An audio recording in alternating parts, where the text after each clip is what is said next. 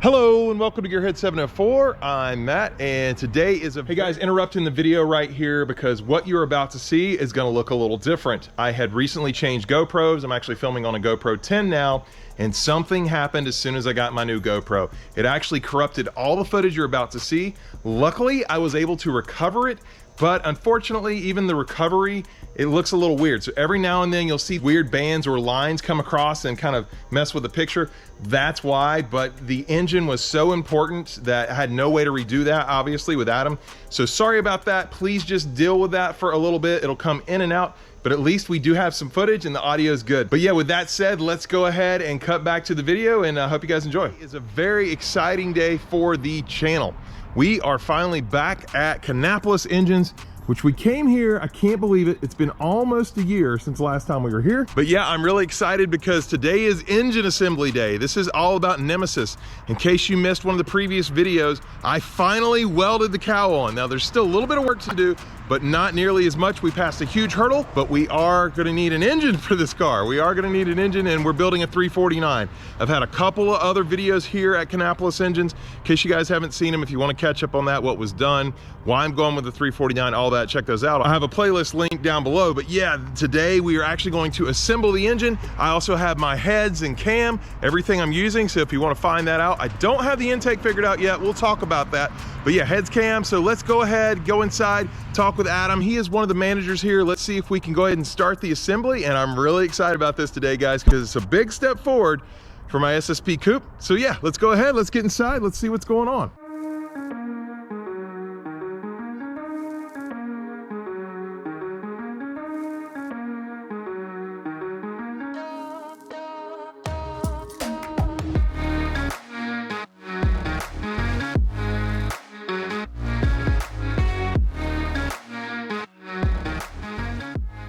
All right, as you guys may have seen in the time lapse there, I actually got in. Adam let me do a little bit, so my hands will be in at least one of these. And I only lost one snap ring, but actually we're taking those snap rings right there. He's got a whole pile of them. He's going ahead and getting them in as we're connecting the rod to the piston, and they go on the outside of the piston here, and they keep the wrist pin in place, right? Yep. Cool.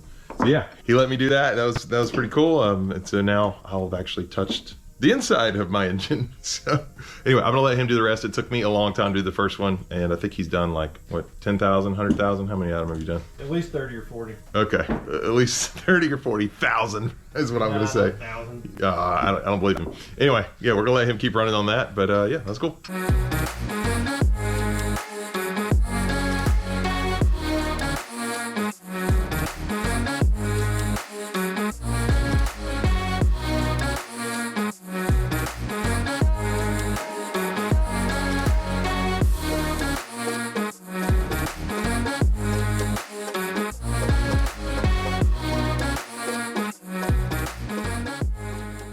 Okay, so Adam is plugging away, getting the rest of those ready, the pistons, and actually, again, he let me get my hands a little dirty, and I assembled part of it.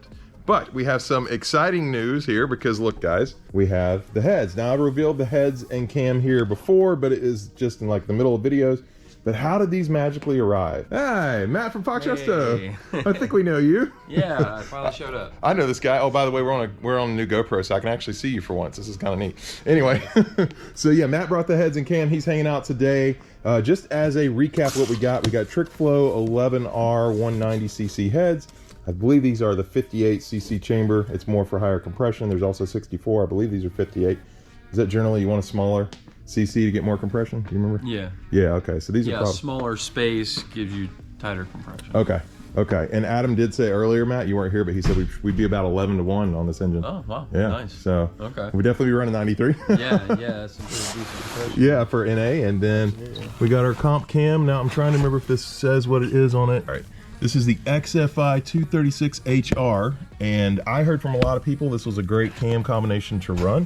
Matt, you also had someone told you this was a pretty good cam for 347. Yeah, I had a really good customer. Builds a lot of race engines himself down in Atlanta, and he recommended this one for a 347 stroker. Yeah, and what was cool about that was I had also done my own research, and I had the same thing as well. So we kind of both have found out the same thing. We're like, all right, we should pull the trigger. Yeah, especially when both things line up. Hey, why yeah. not? Yeah, so we'll find out. It'll all be dynoed, but yeah, the cam is going in today and the heads, I believe, because Adam's actually going to try to run it here on his engine. He has an engine sim tester. Yeah, see, I'm glad. Simulator. I'm glad Matt's here to tell me what these things are. So yeah, that's the deal. We'll unbox those in a minute. And you guys will get to see it, but very exciting. And thanks for bringing my parts, Matt. Absolutely, man. So Adam's installing the cam bearings right now. So we're going to check. We'll look down the main. You can see the oil hole lined up. That one's good. Finished up with our pistons. And so you started with the biggest one out that way? Smallest. Or? Smallest, oh, okay. So there's the number 4 and it'll slide through the front 3. A little snug in that one, but it fits. And then we're going to get to the number 4 position. If you look down the main, the oil hole's lined up. Okay, so you should see right, yeah, right there. When we put the cam in, we're going to check and make sure that the block and all the alignment's correct and the mains are actually riding on a bearing. But I've never had that issue with the Ford. Cool.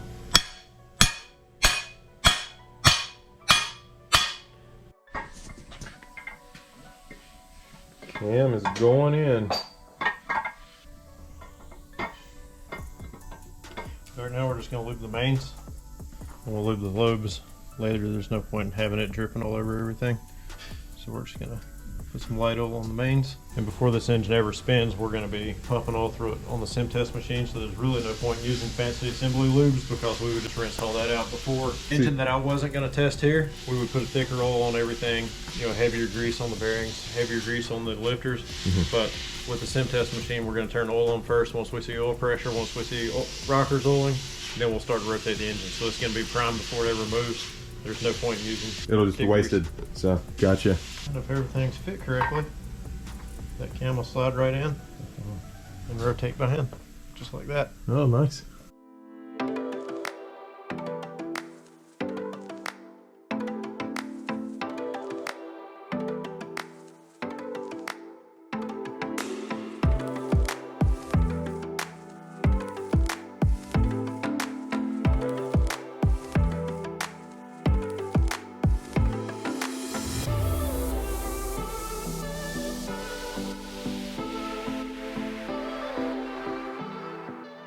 All right, so as you saw in the time lapse there, the crank is in. Adam, again, is letting me get my hands dirty, but we've got something, I don't know, I keep hearing the word plastic gauge. I don't know what that means. So what's going on here, Adam? What step are you at? Plastic gauge is a little piece of plastic that is used to set bearing clearances, or check bearing clearances, not set them. It's the last minute sanity check just to make sure everything's right.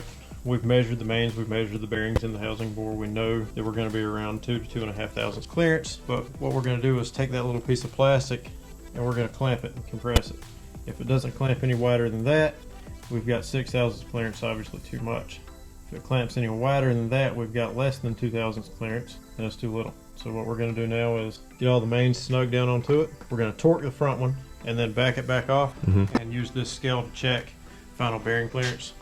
Again, what do you want to be at, like 4 thousandths or something? No, we want to be about 2.5 thousandths on the main. Looking for about 2 thousandths on the rods and 2.5 on the main. So we're going to torque that front main and see what we've got. Okay, so you went ahead and tightened the bearings down, right, the main caps? We snugged the rear ones, and we went ahead and torqued the front ones with the plastic gauge in. And we're a little narrower than 2, a little wider than 3. We've got about 2.5 clearance, which is perfect. That's what we want. Now we can pull the plastic gauge back off, lube that front main, retorque everything, and the crankshaft should spin free.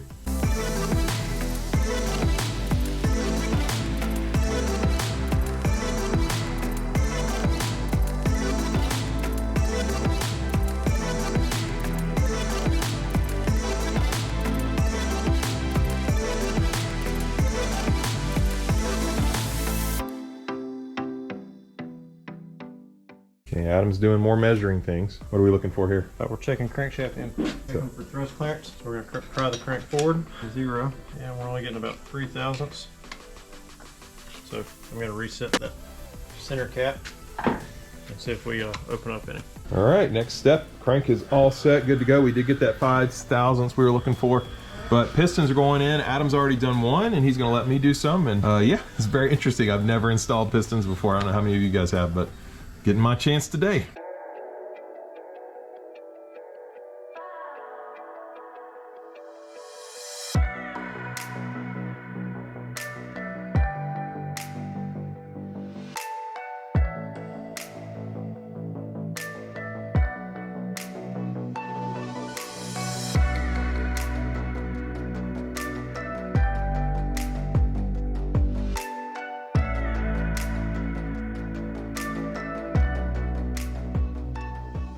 Moving right along, guys. Adam just got the cam tightened down and putting a new timing chain. Now, behind the gear, Adam, what was that you put on in front of the cam? Was that just the thrust plate? The thrust plate, okay.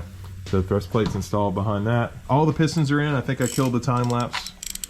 We got all the pistons in. Adam finished those up. If you want to watch the pistons rotate, jump up top before I put the timing on. Moving nice and smooth. Pull number 1 up here to top dead center. We'll have the timing mark lined up. We've got a dot right here. Oh, that's right. And a dot right here. We're going to start straight up. And I will put a degree wheel on this thing here in just a minute just to confirm, but I'm pretty sure we're going to end up at dot to dot on that camshaft. With this one and your extra spring pressure and a fairly big hydraulic roller camshaft, I wanted a true roller timing. If you look at the pins between the links right here, they actually roll. That's not your standard 2-row timing. It's a true roller. So we wanted that heavier duty chain with less friction because of the extra spring pressure from the big performance heads. Okay, guys, like we said, we were going to degree the cam, or Adam was going to check that. Real quick update. Did get the lifters in. We're using new lifters. Why not, right? What I'm spending with this build, might as well. We got the dog bones in there, and this is what holds all that down. So that's good to go. And Adam's got his setup over here to check, and he's been moving dial indicators all around, all kinds of stuff. I don't know what it means, but Adam, you know what it means, which is a good thing. Expected the cam to be in and not need to be adjusted, retarded or advanced. Comp's usually pretty good about sending cams that are properly timed. We did want to verify it, so we got the degree wheel set up. We found top dead center with the piston, and all I've done is just rotated it. I found 6 thousandths lift on the intake valve, went to the cam card and verified that at 6 thousandths lift, we should be at 32 degrees before top dead center, and here we are right on 32 degrees at 6 thousandths lift. Yeah, so basically it's checking out exactly like Comp said. Yep, we're just checking it quick just to make sure that the cam card agrees with this. Okay, yeah. And I said he checked what the cam said. It was what the comp cam card said, right? I guess they give you a card with each one of these. Yeah, just this right here. And anyway, that all checked out just like he thought it would, but he checked it anyway. So, and what's kind of the next step? We're moving on to heads and stuff now? We're ready to lay heads on. Okay, well, in that case, it's already been a long video, so we're gonna have to wrap this one up. Hopefully next video we'll go ahead and be able to get the heads on and run this on the sim test machine, see how the engine actually runs, and that'll be really cool to see. I've never seen that. You guys can see it too. So that's gonna do it for this one. Stay tuned. Hope you guys enjoyed the video. If you did, please hit the like button. If you're stopping in for the first time, please subscribe because you gotta see this build done. We'll see you here next time on Gearhead 704.